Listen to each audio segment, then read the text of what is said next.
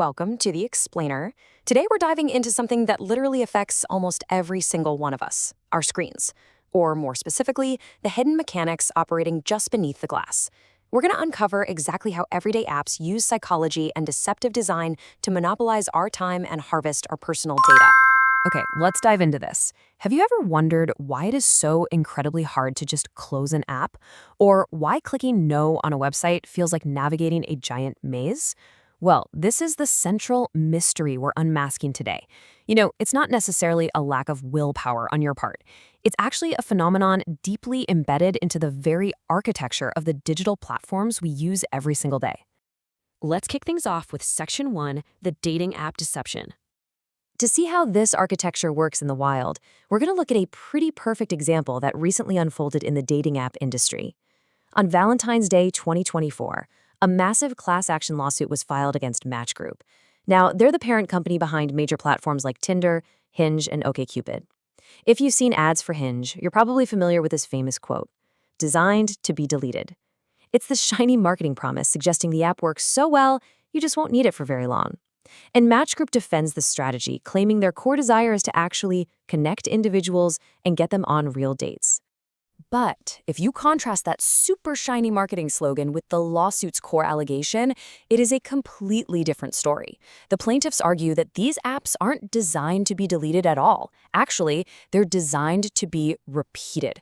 The claim states that these platforms operate in a predatory way, intentionally designed to incentivize compulsive, addictive use to generate profit, rather than fostering actual, real relationships. So let's break down the actual legal claims here. The plaintiffs allege the apps use predatory design for compulsive use and that they incorporate pay-to-play gambling elements. Basically, users are psychologically rewarded the more they make monetary contributions for subscriptions to earn benefits on the app. On top of that, the lawsuit accuses Match Group of false advertising and violating consumer protection laws, specifically the California Consumers Legal Remedies Act, or CLRA. They argue that these deceptive practices, like selling subscriptions by alluding to benefits the apps don't actually deliver, are completely unlawful. Which brings us to Section 2, the psychology of swiping. Now, it's one thing for a lawsuit to throw these claims around, right? But does the actual scientific research back up the allegations about psychological harm and compulsive use? We'll take a look at this number, 21,263. This represents the sheer scale of the evidence we're looking at. This is the exact number of adult participants included in a massive, recently published systematic review and meta-analysis. It's synthesized data across 27 peer-reviewed studies specifically evaluating the mental health correlates of swiping-based dating apps. So it's a highly credible look at the broader impact of these platforms. Now, what's really interesting about this slide is the nuance in the data. The researchers didn't find that dating apps just inherently destroy your overall happiness. In fact, in the primary model, there was no statistical link between dating app use and general well-being. But look at that top row. The strongest link, by far, was to behavioral dysregulation. This means users reported much higher levels of compulsive engagement, loss of control, and addictive-like over-involvement, which honestly sounds remarkably similar to the compulsive use alleged in the Match Group lawsuit. But it goes deeper than that. The review also highlighted specific, serious harms tied to the highly visual, gamified nature of apps like Tinder, Bumble, and Grindr. It noted a moderate link to body pathology and eating disorders. Specifically, women and sexual minority men demonstrate an elevated vulnerability to body dissatisfaction and appearance-related anxieties. The structural design of these apps, which heavily prioritizes transactional, appearance-contingent validation, disproportionately impacts these specific marginalized groups in a very real way. Moving on to Section 3, the illusion of consent. Okay, so we've seen how the design of these apps can manipulate our psychology, but it can also manipulate our autonomy. Enter the dark pattern. A dark pattern is a manipulative design tactic used by websites to coax users into accepting tracking cookies or data collection, fundamentally undermining your autonomy. Why do companies do this? Well, after the GDPR mandated explicit user consent back in 2018, marketers totally panicked about losing crucial data and ad revenue.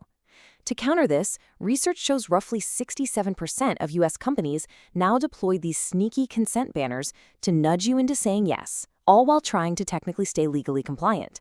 These companies basically weaponize language and design to secure higher consent rates at the direct cost of user trust. And honestly, it's incredibly frustrating. Here are some of the most common dark pattern tactics. Pre-selected consent, where the box is conveniently already ticked for you. Confusing language full of technical jargon. Hidden decline options, where the reject all button is just tiny or buried entirely. Frustrating choices that force you through multiple layers of settings just to opt out. And the most blatant one, unapproved data sharing, where data is collected regardless of your actual input. Let's walk through how this actually plays out in a microjourney we've probably all experienced. Step 1, a banner pops up, totally blocking the article you're trying to read. Step 2, you look for reject all, but no way, it's hidden or just missing entirely. Step 3, to opt out, you have to click Manage Settings and navigate multiple complex, exhausting menus. Step 4, frustrated and just wanting to read your article, you give up and click the brightly colored front and center Accept All button. That friction, it's entirely by design. And this brilliantly illustrates our final part, Section 4, the legal pushback. So tech companies have been leaning on this illusion of choice for a while now, but the law is finally starting to catch up.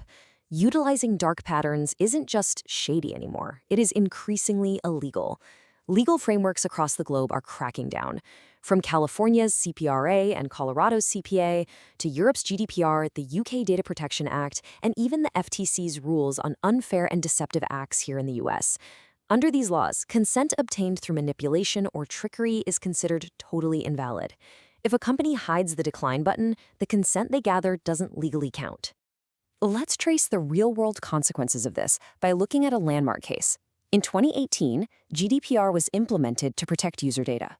But in 2020, the Norwegian Consumer Council revealed that a lot of apps were still systematically collecting and sharing massive amounts of sensitive information without users even knowing. This led directly to a huge action in 2021, when the dating app Grindr received a massive fine notification from the Norwegian Data Protection Authority. The core of the legal complaint against the company was actually incredibly straightforward. Take it or leave it is not valid consent. Grindr was forcing consumers to accept data sharing with commercial third parties simply to use the app. This illegally exposed incredibly sensitive information about users, including things like their location, physical and mental health, and sexual orientation. The authorities established loud and clear that monitoring consumers 24/7 without explicit, freely given permission is completely unacceptable. And the scale of the consequence here was historic. Grindr was hit with an advance notification of 100 million Norwegian krone fine. To put that into perspective, that translates to about 9.6 million euros. More staggeringly, it amounted to roughly 10% of Grindr's global annual revenue. It sent a massive shockwave through the industry, proving for sure that privacy laws actually have teeth when it comes to combating forced consent and deceptive data harvesting. So, what does this all mean for us? We've seen how platforms might be engineered to fuel compulsive behavior, and we've seen how dark patterns manipulate us into surrendering our most sensitive data. The architecture of the digital world is intentionally designed to influence our choices. So, I want to leave you with this provocative thought to consider the very next time you pick up your phone. Are you in control of your screen, or is it in control of you? Thanks for joining me on this explainer. Keep questioning the design around you, and I'll see you next time.